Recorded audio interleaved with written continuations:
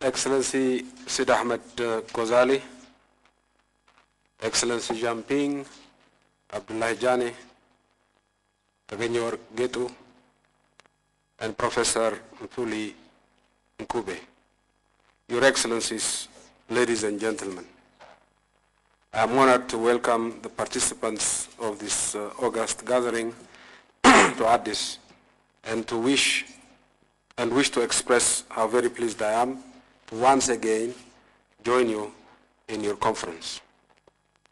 The topic of your discussion for this year's gathering, green economy and structural transformation in Africa, is an apt, if perhaps provocative one.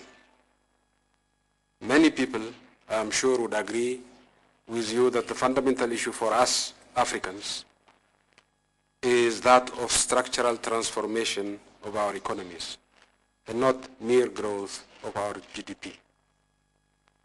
Green economy is, however, an altogether different thing.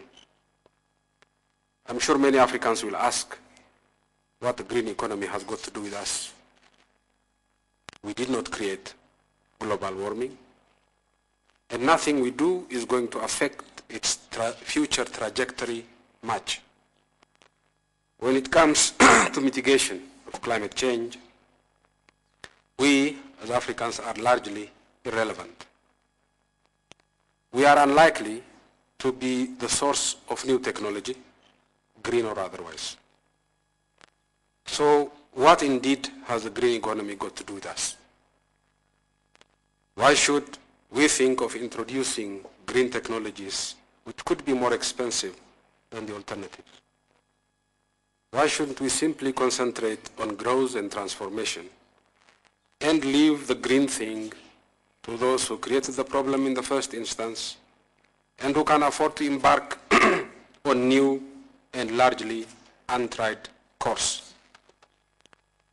I can think of 3 good reasons why green growth is and cannot but be an essential element of Africa's structural economic transformation. And none of these have much to do with what we as Africans can or should do to mitigate global warming. We cannot even think of structural economic transformation in Africa without transforming our agriculture. Our agricultural sector is plagued by problems created by others and by our own mismanagement.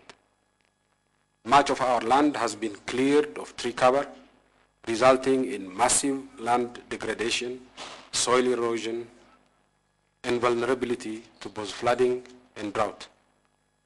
As a result of the global warming that has already happened, we have become more exposed to strange combinations of drought and flooding.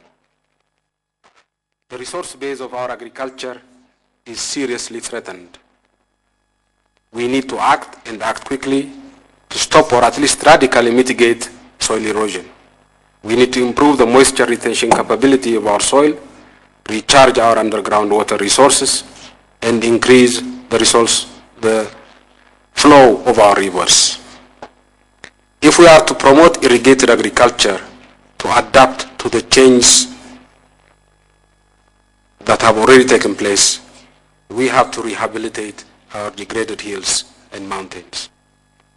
We cannot hope to mitigate the impact of droughts and floods without a massive reforestation of our hills and mountains.